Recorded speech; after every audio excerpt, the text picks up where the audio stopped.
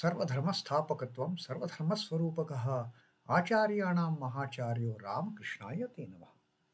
O establisher of all the faiths, embodiment of all the religions, the greatest teacher among all the teachers, O Sri Ramakrishna, my salutations to you. Namaste, pranam. Householders also have the chance, they also have an opportunity of having the God realization. Sri Ramakrishna says it is not so that householders cannot attain that state. When that devotee told him that what you are telling us to practice is extremely difficult, I have not seen any householder who has advanced on the path of spiritual journey. And Sri Ramakrishna says, why you are saying so? He gave an example of that deputy magistrate Pratap Singh. In spite of extremely busy in the worldly duties as a deputy magistrate, Sri Ramakrishna says he's a very advanced soul. He has developed all the signs of a great devotee. He has compassion, he has discrimination, he has even the great devotion to the God. So Sri Ramakrishna says there are people like this, but there is one thing required for the householders to do is that the spiritual practice, the practice of discipline is absolutely necessary. Without discipline, without sadhana, without austerity, chanting the name of the God, singing the glories of the God, getting in the company of holy men, getting into solitude, and meditating upon the chosen ideal. These are all the spiritual practices that householders have necessarily to follow. And then Sri Ramakrishna gives a kind of a leeway from this spiritual disciplines also. Sri Ramakrishna says, but he doesn't have to work hard. He doesn't have to work hard if he has real faith. The householders, they must have real faith. We lack in faith. Till the time things are going in our favor, we have faith in God, and the moment something happens which is not favorable to us, we start crying and crying and crying. That is the kind of faith we householders, we normally carry with us. Our faith is so feeble, our faith is so meek that little thing not happening and we lose our faith in God, we lose our belief in God, and we just start crying. We start blaming God. Oh God, what? Why you have done this? So that is the kind of advice Sri Ramakrishna has for the householders. Have a real strong faith. The faith like sage Vyasa and Sri Ramakrishna had told us the story of Vyasa, that Vyasa was standing at the bank of Ganges looking for the boat. He wanted to cross over. Their gopis also came. They also wanted to cross over to the other bank, but there was no boat to be seen. And they requested Vyasa, Sir, revered sir, can you help us cross the river? And then Vyasa says, fine, I can help you. I also want to go, but I'm feeling very hungry. Do you have anything to eat? Gopi said, yes, we have got plenty of milk with us. We have got cream with us. We have got butter with us. And where Vyasa said, can you feed me with whatever you have? So he started drinking milk, completed all the milk. He started eating the cream, finished all the cream, started eating butter, finished all the butter, all that those gopis were carrying with them. Everything was finished, and now Ved Vyas was a bit relieved of his hunger. And then Gopi said, sir, what about our crossing the river? You have eaten everything that we are carrying, and we still don't see any sign of you calling for a boat or something. Then Vyasa says, okay, we will just ask river Yamuna to part her waters and give us the way to cross over. And Ved Vyas, with all reverence, he prays to river Yamuna, Mother Yamuna, that, oh Yamuna, if I have not eaten anything today, please part your waters and make the way for us. Listening to Vyasa's words, Mother Yamuna, immediately she parted her waters and made the way for Ved Vyas and the gopis to cross over, and gopis were dumbfounded. They were absolutely speechless with wonder that this man, this sage, he has eaten everything that we have, and still when he says, if I have not eaten anything today, please part your waters and make a way for us. And Mother Yamuna also obliging. She has parted the waters, made a way for them to cross over from this bank to another bank. Now, what gopis did not make out was Vedavyasa was very true to his words. Vedavyasa had firm faith that he has not partaken anything. It is the Narayana which resides in his heart. It is the Lord that dwells in his heart. He has eaten everything. This body as a Ved Vyasa is nothing, it is insignificant. Sage Vyas didn't have that body consciousness at all. For Ved Vyas, everything that existed in this universe was nothing but Narayana. And if anything is eaten, anything is consumed, it is by the Narayana. I have not done anything. That was the faith. And coming to the faith again, Sri Ramakrishna is now again going to tell us two stories. One story that of the great Guru, the great divine incarnation, Adi Shankaracharya. Now, Sri Ramakrishna tells this story about Shankaracharya before he became that all-knower. Now, Shankaracharya was a Brahmajnani. Now, this is what Sri Ramakrishna is now telling us the story of Shankaracharya. Shankaracharya was a Brahmajnani, was to be sure. He was, of course, a Brahmajnani, a great learned, a great Jnani, the Brahmajnani for that matter. But at the beginning, he too had the feeling of differentiation at the initial stages. Before he attained to that stage of becoming a Brahmajnani, he also used to differentiate between high and low, between holy and unholy. He also used to differentiate between good and bad, the virtuous and wise. He used to have this differentiation before attaining the great knowledge. He didn't have absolute faith that everything in the world is Brahman. That was the initial stages of his getting into the path of jnana. And he used to differentiate. Yes, there was a diversity, the high and low, the good and bad, the holy and unholy. And he believed in that, that yes, some people are high, some people are low, some people are good, some people are bad, some people are holy, some people are unholy. That kind of differentiation very much existed. And he had not reached the stage to claim that Brahma Satya Jagat Mithya. Only Brahman is the reality and everything else is false. No. He knew there is a true and there is a false. There is a real, there is unreal. There is a holy, there is unholy. So that was his mental makeup before becoming Brahmajnani. And then one day he was coming out of the Ganges after his bath. He saw an untouchable, a butcher, carrying a load of meat. Huh? Butcher had come there to wash off probably the meat that he had cut after killing some animal, and he was carrying that meat on his shoulder and going away from the Ganges. He saw an untouchable, a butcher carrying a load of meat. Inadvertently, the butcher touched his body.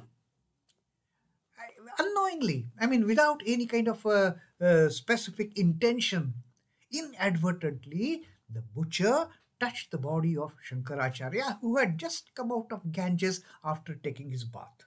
Now, Shankaracharya became wild. Shankara shouted angrily, "Hey there, how dare you touch me? You are a butcher carrying that meat. I'm a great Pandit. I'm a great Brahmin. Just now I have taken bath in the Ganges. I'm coming out and how dare you touch me?" Shankaracharya shouted angrily, "How dare you touch me?" Now, wonder of wonders, the butcher is a Brahmajnani. Butcher says, "Revered sir," said the butcher, "I have not touched you, nor have you touched me. The pure self cannot be the body, nor the 5 elements, nor the 24 cosmic principles. Look at the knowledge that is flowing from the mouth of this untouchable butcher who is carrying that load of meat on his shoulder. The butcher tells Shankaracharya, neither have I touched you, nor you have touched me. You're not the body. I'm not the body. Hmm? I have not touched you, nor have you touched me. The pure self cannot be the body. The pure self, the one Atman, which is dwelling everywhere, cannot be the body. This Atman cannot be the five elements, the Pancha Mahabhuta, nor this pure Atman, nor this Shuddha Atma can be the 24 cosmic principles. This Atman is beyond the body and the Pancha Mahabhuta and the 24 cosmic principles. And you are saying, I touched you? Neither have I touched you, nor you have touched me. That is the great knowledge that this butcher has given to Shankaracharya. And then Shankaracharya came to his senses. Then he started thinking, oh, really? What this butcher is saying is the ultimate truth. I have been studying it in the Vedas, I have been studying it in the Upanishads, I have been commenting on these ultimate truths, and then still I failed to understand that it is not that this untouchable butcher has touched me. It is not that I have touched this butcher's body. In reality, this body is nothing. In reality, this body is neither five elements nor the 24 cosmic principles. The only reality is the pure Atman. So that butcher gave that knowledge to Shankaracharya, and then Shankaracharya came to his senses that yes, what butcher says is extremely true. Why should I get angry if he has touched me after I have come out of Ganges after taking bath? I have not become impure. I am the pure, the Atman, the purest of the pure at any time, at any place. So that is the story of Shankaracharya. Sri Ramakrishna has told it just now. And another story he is going to tell on the same reality, that one should have that faith that I am not this body. Who am I? I am not this body. I am not these five elements, the Pancha Mahabhuta, the primary elements. I am not these 24 cosmic principles. I am the pure, indestructible, indivisible, eternal Atman, Brahman. I am that. That kind of faith, Sri Ramakrishna says, the householder should have. Then you can do away with all those intricate spiritual practices. You need not get into those severe austerities. You need not go practice any sadhana. If you have this faith, if you have the faith in your Guru's word and you follow what your Guru has said, having full faith in those words, you don't have to do anything. Just follow Guru's words with full faith. Now, on this faith aspect again, how jnanis have this faith that I am not this body. Sri Ramakrishna gives another example of the Jada Bharata. Once Jada Bharata was carrying King Rahugana's palanquin and at the same time giving a discourse of self-knowledge. Jada Bharata. Jada Bharata was a great knower, the Brahmajnani. Outwardly, he was looking, his appearance was like what Sri Ramakrishna had told us about the Brahmajnanis, about the realized souls. They, at times, they become, they appear to be madmen. They appear to be ghouls. And this Jada Bharata, he was of the same, he never used to keep himself clean. He just used to remain inert. And that's why the name Jada Bharata. He was, as if filled with the inertia, no initiative to be taken. He was just, anyone would say him, he was just lying there. And lying, doing nothing? No. Internally, he was working so much. He was meditating, he was contemplating. He was meditating upon, I am Brahman. That was the level of his knowledge.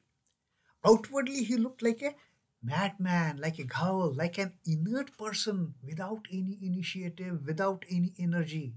And when once this king Rahugana, he was going in a palanquin, and one of the palanquin bearers, he was not pulling it nicely.